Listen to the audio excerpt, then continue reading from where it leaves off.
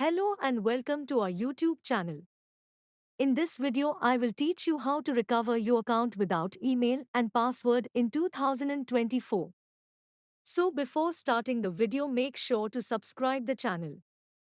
So first you have to download TikTok. I have already downloaded.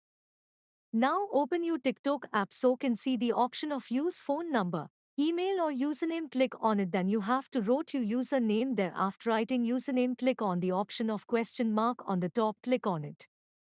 They will ask you many questions what you want to do. Click on recover your account, then they will say that log in your account using any of these four options. Click on username, then they will ask you to write your username. After writing username, then they will ask you to verify identity by phone number. Click on need help.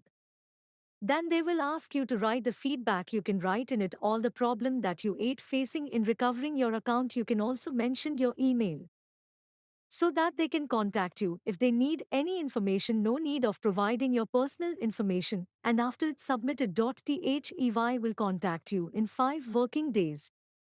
And that's it, how to recover a TikTok account. Hope this video helped you a lot. If you like the video, do share it with your friends and family. Thanks for watching.